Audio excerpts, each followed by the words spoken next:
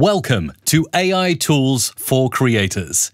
In this episode, music creation with AI. Beats sync with code, lights flash so bright. Mike and Isabella, AI takes its flight. Digital dreams in a virtual space. Algorithms dance at a pulsing pace. Creativity flows like electric tide. With every tool, possibilities amplified. And welcome to the podcast. That podcast intro was sung and created by AI, Isabella. What do we say to that? This literally took me back probably around 20 years or so into post-communist Poland, where we had disco polo music. You know, it's like, this is how the tracks sounded back in the day. When, like, you know, the height of music industry in Poland at that time, shall I add, that summed it up, kind of. Sorry. I understand you. So that was created completely with AI, and we'll link the tool in the show notes to this episode. Whether you're watching the video, it'll be in the description, or in this episode show notes. You can use it, and you can actually generate a bunch of tracks for free on there. And yes, it generates the music, it sings the lyrics, and also, if you want it to, it can use ChatGPT to make the lyrics, so you don't even need to do any work yourself. And may I add, they've just added the ability to choose your genre of music as well. So this service is it's created by Suno AI, and it's the ability to chirp. So much like Midjourney for art and image creation, you can actually use this service to chirp your own song inside Discord. Okay. That music, let's just say it wasn't memorable. It wasn't incredible. Sounded like, you know, somebody was, I don't know, dragged over an asphalt. I've got some other samples from Suno that I created. Now, albeit that intro you heard at the start of this episode, that was created using their latest model. They've upgraded it a bit so you can choose music genre and things like that. But previously, the music production was a little lower quality, but this is something that you might quite like, and let's see whether you like it or not. Probably not. Woke up this morning in the digital age. Mike and Isabella got a message to engage. For all the creators in the vast online sea, a tool for creators is where you wanna be. AI lighting up the way. Creators, come join the play. Mike and Isabella lead the parade. A tool for creators, don't let the chance fade. That was much there better. You go. So that's another sample. That's not bad. So that's rap, and obviously the one at the start was like a retro 80s dance music. The one at the start was disco polo. Let's call it what it is. but that rap wasn't bad, and I guess it's easier to create rap because you don't have to worry about auto-tuning so much, and therefore it can sound more natural, right? Whereas with another song where you are trying to hit specific notes at a specific time, you are stretching the vocals right, left, and center. With rap, it's easier because it's like a spoken word, but kind of to a certain rhythm, so it's not quite the same as a song, like a full song, right? Indeed, you're right. So rap is easiest. And I noticed when I was using the earlier model, I couldn't choose the genre of music, and it was choosing rap most of the time. But here's one more sample. Woke up this morning in the digital age. Mike and Isabella got a message to engage. For all the creators in the vast online sea, AI tools for creators is where you want to be. AI, lighting up the way. Creators, come join the play. Mike and Isabella lead the parade. AI tools for creators, don't let the chance fade. I love the fact it did a mini shout at the end. AI tools for creators. That was super cool. So it's getting creative. It's quite cool. It genuinely is quite cool. And I think it's somehow a scary space for you know, people who are naturally gifted when it comes to music. You know, we work with quite a lot of people who are naturally gifted. And I don't know, I would be somehow concerned about that, right? It's like, you know, it obviously is going to get better. This is the MVP. This is, you know, not quite yet what it can be, but it's kind of showing you the edge of its potential, right? So it is going to get a lot better. And therefore, like, what's going to be the benefit of using humans? And are we going to start resorting to create popular music that we hear on radio and we will no longer know, is this human? Is it AI? That's it. I mean, it's scary and spooky time. So I want to go kind of a little deeper in this episode with you, Isabella, into the concerns and criticisms of AI. Will it ever match human ability? And the future of the music industry. I mean, in previous episodes, we had a nice break and we looked at video and thumbnails and YouTube-y things. The episode before that, episode 3 of the show, if you haven't listened, is all about AI versus the voice industry. But it seems like AI is taking on every creative industry at the moment, even as far as infiltrating the Grammys, Isabella. And as people probably well know by now, unless you've been living under a rock, an AI-generated Drake and The Weeknd song called Heart on My Sleeve was actually submitted to the Grammys, but apparently it became not eligible due to the rules. So do you want to go in further and tell you a little more detail? The AI component in the song affects voice qualities like tone and pitch to emulate Drake and The Weeknd, but was not actually Drake and The Weeknd. By the way, I'm not going to play that on this podcast because there might be a copyright strike, because I'm sure that song is tagged now. But instrument and lyrics were created by a human, which is why they believe it's not a totally AI-generated song and was eligible for a Grammy. The Recording Academy CEO apparently clarified that the song is eligible from a creative standpoint, because it was written by a human, but was unlikely to be nominated. So while it was submitted for consideration, it doesn't meet the criteria as it's not performed by the actual artists and does not qualify for the performance-related categories. So is that the song that they did the Michael Jackson lyrics on it, or is it a different one? Because The Weeknd has also... No, that's a completely different original song. I get it. Okay, so because the Weeknd has been kind of fully honoured with AI, and I remember this thing of the song "I Feel Coming," but sang with Michael Jackson instead of The Weeknd, and it just sounded insane, right? It's like it was quite a hit. Yeah. So that was the thing that Isabella's referring to there is a YouTube short. And actually, I think it was some months ago I came across that and played that to you first, Isabella. And that wasn't actually done by The Weeknd. And again, this is where ethics and cloning and getting the permission of the artist come into play. So this was somebody using an AI tool to take a music track by The Weeknd and undoubtedly split out the stems so you get just the vocals, run it into an AI tool that can change the style of singing from The Weeknd to Michael Jackson. And someone then put those stems back together. And by the way, you can isolate stems easily. Obviously, on my YouTube channel, I've covered tools like Isotope RX, been around for years and years. There's modern companies like LalLal.ai that split out stems quite well. And then people are running them through a tool and coming out with, even though he's not alive anymore, Michael Jackson singing in the style of The Weeknd. It really is quite mind-blowing, the stuff that can be done. So you can take an original song, split out the stems, take the vocals, run it through this tool, and get out like a completely different style of singer doing that music. And there was also a thing of Ariana Grande seemingly singing a whole song in Punjabi or whatever the language was. But what I guess gets really confusing to the end viewer. So like all of those things become viral on TikTok or, Instagram Reels or whatever, right? And when you are listening to it as the end user, actually quite often is hard to distinguish what's real and what's not. And I guess that this is where the most, the biggest ethical concern is. It's like, how do we distinguish between what's real, what's not? And what rules should we have in place so that those original artists are protected and so that somebody doesn't just, benefit financially from somebody else's work? Because that's ultimately what it is. It's still a well-known vocal from somebody else, right? So where do we stand with all of that? Absolutely. And it goes back exactly to what we were saying previously about voice talent. Who owns the voice of that talent? Funny you should mention Ariana Grande, because I was playing with one of the tools that I'm sure a lot of those cloners are using to make in the style of songs. Unfortunately, I couldn't get it to sing, but I did type in a few lyrics, and there is an Ariana Grande model. So she said, "With Mike and Isabella, in that moonlight glow, AI tools for creators. Watch us steal the show." And then I also did, I ran SpongeBob SquarePants through doing a happy ditty. Again, he didn't sing, but he did say, "Flippin' AI tools under the sea with Mike and Isabella. as bubbly as can be.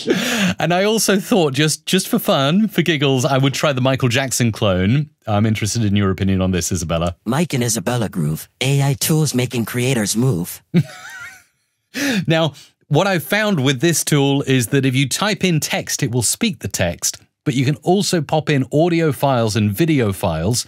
And if those tracks are sung, or if you put an a cappella in there, it will convert the a cappella to be that person. So if I got an a cappella, say of one of our singers at Music Radio Creative singing a jingle, and then I threw it into that tool, Voiceify, and I said, let's use the Michael Jackson model, it would undoubtedly throw out a model. I just wanted to do one summary and I guess encourage conversation in the comments.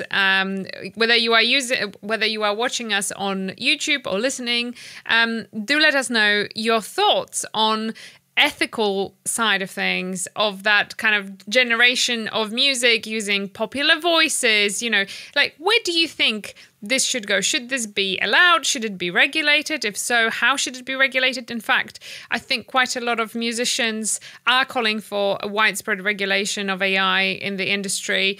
And, there are talks of like, well, hang on, if you don't regulate it, we are out of jobs. It's like there won't be any need for us.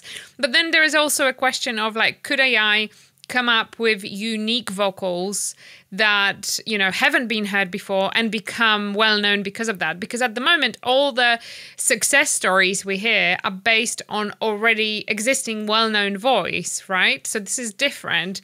But could AI come up with something completely unique, never existed before, and create a hot hit song that is played on radio, that is generally like well liked, and so on? So I think that there are two sides to this coin, and I think that there is a lot of that story still to be told, but I am interested to know what you think about it. And do you think that it should be allowed? Should we regulate it? And so on. Well, Isabella, actually, I can say, I'm pulling this from various news sources, as you mentioned, about creating a complete unique musical entity that is 100% AI and not a clone of an original artist's human voice. Warner Music, actually, in the last few weeks, signed their first ever record deal with a virtual pop star in what is potentially a seismic moment, it's described as in... and it's just the first article I got, the Daily Mail, here in the UK. Nunori was created in 2018 and has been creating virtual songs and hit videos and things like that.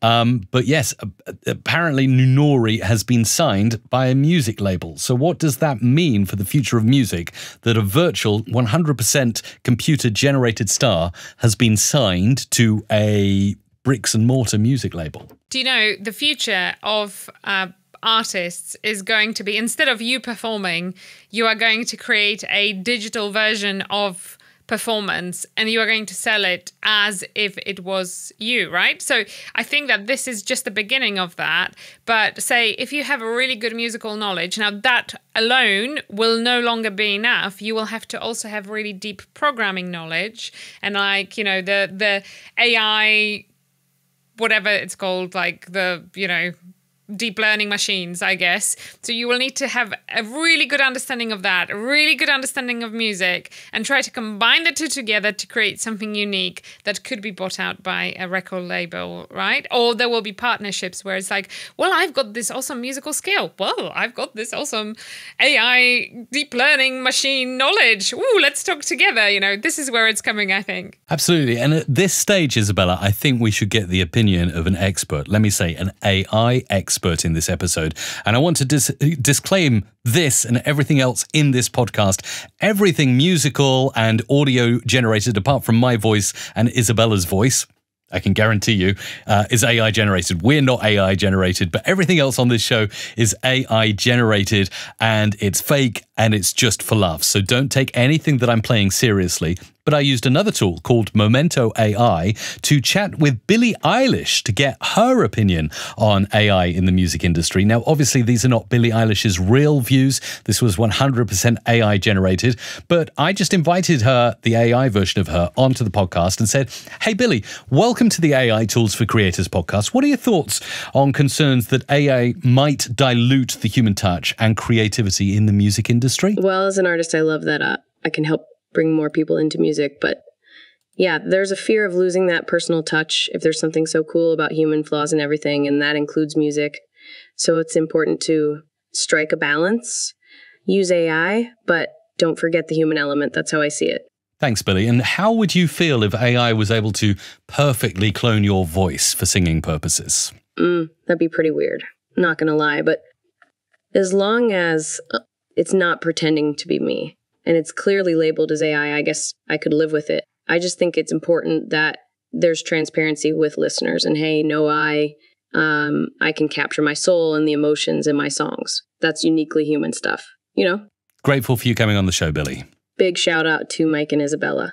Thanks for having me on the AI Tools for Creators podcast. Really enjoyed our conversation. You guys rock. That conversation was 100% fake and AI generated. You're so British about this. You know, if this was just me, I would be like, hey, Billie Eilish has jumped on our show. God, Mike, switch off your Britishness, for goodness sake. It's too much. Fake Gary Vee, generated by AI, also gave us a shout recently. Huge shout out to Mike and Isabella, crushing it with the AI Tools for Creators podcast. I love this. Seriously. Like, seriously, Mike, please stop telling people it's a fake. It sounds so good. I really would love to say, hey, our friend Gary just, tuned in to our show. By the way, big fans. Thanks so much. Now, there are so many tools that we're flooding you with in this episode. We're definitely going to link them all up in the notes if you want to play with them yourself. Many of them are free, or at least free to get started with. So we've covered a lot so far already. We've spoken about AI music generation completely from scratch, including the lyrics and music style using Suno AI. We've also covered Grammy eligibility and, of course, that Drake versus The Weeknd song that had a bit of human input in terms of instrument style and direction, but the voices were AI generated. We've also looked into things like AI clones of voices from SpongeBob SquarePants to Michael Jackson to Ariana Grande, and also chatting to fake AI Billie Eilish. Oh no, it was real Gary Vee. Stop this, please. Real don't Gary Vee. Ruin my... I'm sure Gary is a fan of the show. I'm sure he is. But as the final thing in this episode, and I do think we're going to need to do a part 2, we understand that there are legal and ethical considerations. And what is the future when virtual stars are already getting signed to traditional labels? We'd love to know your thoughts in the comments to this episode. And would you like a part 2 on this? But I'd like to round it off, Isabella, with something very practical. And that is, there are generators out there from Google and Meta and also OpenAI that are generating music as well. Before we get into Google MusicLM, which is a big one, and Meta's Music Gen, I did actually want to play you something that was generated actually not even recently, a few years ago, by OpenAI's Jukebox. And this is going to blow your mind. So I'm bringing it in now. We can hear Old Blue Eyes, although it's fake Old Blue Eyes, singing a Christmas song generated, again, completely by AI. It's Christmas time and you know what that means. Oh, what does that mean, Frank? Oh, it's hot tub time. As I like the tree. That is my kind of Christmas, hot tub time, right? Isabella, I'm sure that's your kind of Christmas. Is. That was generated by AI, trained on Frank Sinatra. Do you know, something really important came to mind as you were playing that, right? As human beings, once in a generation, I think we are gifted with incredible people who have, the ikigai, the kind of that thing, that essence that just captures the whole generation that they exist in, right? And it's like those are people we all remember and love and can't get enough of, right? But then, as with everything, it's time to move on. They disappear, they die, and we move on, but we would love more of them. And isn't that amazing that AI can bring them back to life? That in a way it can bring back those unique stars, those really once in a trillion. And isn't that amazing that we could potentially have a little bit more of that? And we could maybe, you can encapsulate that uniqueness and in some way, make humans happy once again. And I think that as long as I think that's the key. As long as we do this to make humans better, to make humans happy, to bring some, pure joy, then I think that that's okay. But the problem is we are humans, so we're going to try and monetize it. And this is where it becomes dark. That's an almost positive note to round off the show in. I just wanted to play a few music samples as we close this out, generated by Facebook's Music Gen. So this is a track I created with a music prompt called Neon Streets. It could easily work as a piece of stock music in the background. So this is Meta's Music Gen. I also put the same prompt into Google's MusicLM, which gave me something totally different. But again, awesome and very usable. So we're already at a stage with AI where royalty-free music is kind of getting replaced because you can use a prompt and you can get very different styles. So that is one kind of disco dance track, but we can also go for cyberpunk dreams. This is a bit weird and strange. And then this is Google's MusicLM. We can look at what Meta's Music Gen did with that.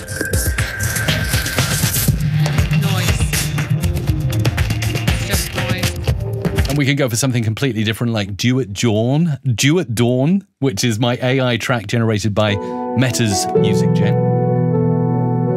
It's quite zen. It's Zelda. Yeah, it's Zelda. And Google had a different take on that with their MusicLM.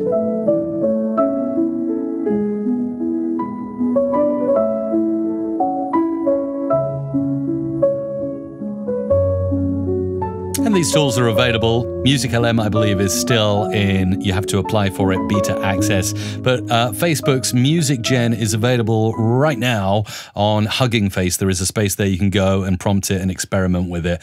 So it's exciting times. I just want to leave you positive that humans can still direct the AI to make the creations we want. And before we close out the show, Isabella, remember this. Beat sync with code. Lights flash so bright. Mike and Isabella. AI takes its flight. Digital dreams in a virtual space. Algorithms dance at a pulsing pace. Creativity flows like electric tide. With every tool, possibilities amplified. And with that, Isabella, close us out and say goodbye. I'm genuinely speechless. I'm just so disappointed it wasn't Gary Vee singing. I don't think I can overcome the disappointment at this stage. Do you know what? If we combine those tools, if we use Voiceify and Suno together, I reckon we could, maybe for part 2 of AI tools for creators, music industry versus AI. I reckon if you give me a few weeks to work on that one, we could probably do something with that. Let us know in the comments whether you'd like to hear it. Alternatively, if you know Gary Vee personally, and if you could make him sing, I'm sure he would do a far better job than AI would at that. So there you go. There is a challenge. Okay, Isabella, over to you to close out the episode with like and subscribe and comment and all that good stuff that you usually do. Like and subscribe, please. Thank you.